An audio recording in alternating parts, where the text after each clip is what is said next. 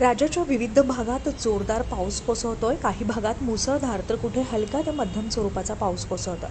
काही ठिकाणी मुसळधार पावसामुळे जनजीवन विस्कळीत झाल्याचं पाहायला मिळतंय, तर राज्याच्या विविध भागात मुसळधार पावसाचा इशारा देण्यात आला. याविषयीची अधिक माहिती आपण व्हिडिओच्या माध्यमातून जाणून घेणार आहोत. त्यासाठी हा व्हिडिओ शेवटपर्यंत नक्की पहा. मुंबईसह ठाणे, रायगड, रत्नागिरी आणि सिंधुदुर्गमध्ये पावसाचा येलो अलर्ट जारी करण्यात आला. मुंबईमध्ये गेल्या 3 दिवसांपासून संततधार पावसाला सुरुवात झाली आहे. मुंबई शहरापेक्षा उपनगरात जास्त पाऊस झाला असल्याचं सांगण्यात येत आहे. CST, सायन, कुर्ला, विक्रोळी, भांडूप या भागात देखील उद्या सायंकाळी पावसाची शक्यता वर्तवली जाते आहे. तर मुंबईमध्ये उद्या 35°C कमाल तर 22°C किमान एवढं तापमान असेल.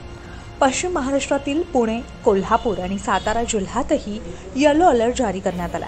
पुढील 3 दिवस पुण्यासह महाराष्ट्रात चांगल्या पावसाचा अंदाज पुणे हवामान विभागाकडून वर्तवण्यात आला.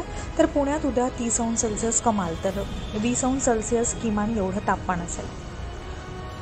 विदर्भातील बुलढाणा, अकोला, वाशिम या जिल्ह्यात जोरदार पाऊस झाला आहे, तर पूर्व विदर्भामध्ये अद्याप दमदार पावसाची प्रतीक्षा असल्याचं चित्र आहे.